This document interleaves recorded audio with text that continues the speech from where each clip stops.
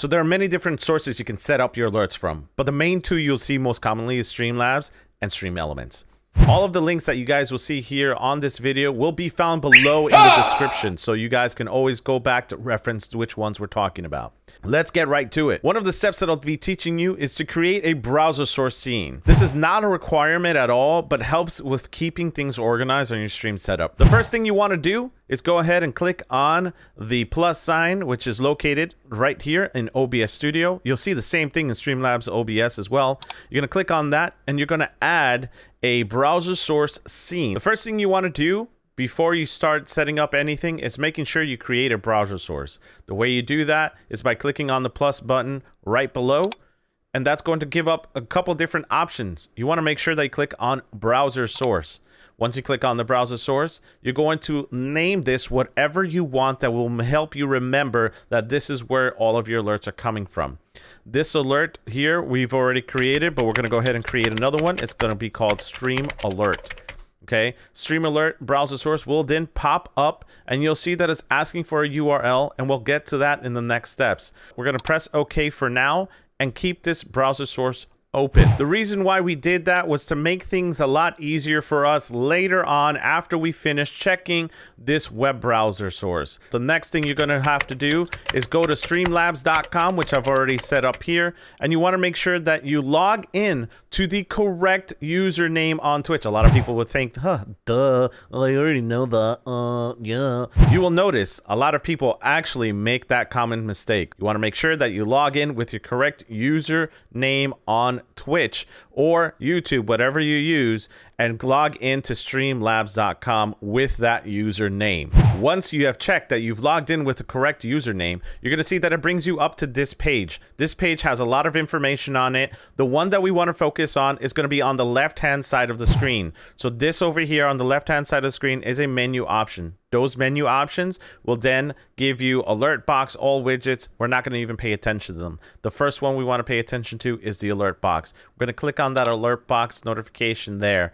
Then that's going to take us to a different web page. This web page here is going to be where all of the checks and balances are to make sure that your stream is working correctly with your alerts. On this page over here, there's a lot of information that we can provide. You'll see that you can test your follow alerts, your subscriptions, so on and so forth. The one tab we're going to focus on is making sure that your general settings are correct. Under general settings, you want to take a look and make sure that all of the unlimited alert moderation delays are turned off. Those will actually make your alerts delayed by a lot. So you want to make sure that they're disabled in this tab. The next tab that we're going to take a look at, and the only tab we're going to take a look at, is the follows tab. And we're only going to go over one of these tabs because the same thing can be applied to all of the tabs that we're about to talk about in this one tab. So the first thing that you want to make sure also is that your follow alerts are enabled. The reason why you want this follow alert enabled is because if it's disabled, it will not show up on your stream. So you want to make sure that it's clicked on enabled here. So when you're looking at this page, you want to look at the rest of it carefully, because if you touch any of the settings here, it can mess with your delay on stream. The third thing that people forget to do is if you see that the follow alert is disabled and you click enabled, they close out the tab source. You do not want to do that. You want to make sure that you click enabled and scroll down to the bottom of the page and press save settings. That is going to then save and update your settings. You want to go through every single tab that you have customized to make sure that all of the alerts are working appropriately. The next tab you want to take a look at is the filter events. The filter events tab actually has all of the events that you want all of the alerts to come up for. So whether you want follower alerts, subscriptions, resubs, donations, hosts, bits, raids, redemptions, extra life donations, so on and so forth enabled. If you have any of these boxes unchecked, you want them checked. Because if they are unchecked, when you copy this URL, it will not work on stream. You want to make sure that all of the events tabs are checked. Once you have verified that all of the filter events have been checked, you want to go ahead and click on the copy button here.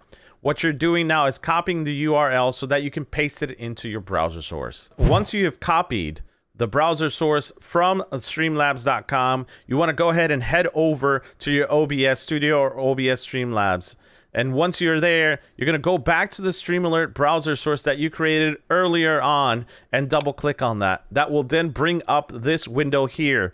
You're going to go ahead and click inside the URL source here and paste the copy information that you recorded from Streamlabs. And now you've created a browser source for your stream. Now you might be wondering, how the hell do I know if what I did actually is working? What you're going to do next is go to streamlabs.com. Make sure you click on the test follow button right up here. Once you do that, it will pop up on your stream to let you know that you're currently working like this. Now that you finished checking everything in Streamlabs.com, the same thing can go for Streamelements if you use Streamelements as well. And if you're still having issues, make sure you click on this video over here to give you some more information on how else you can fix your Streamlabs alerts.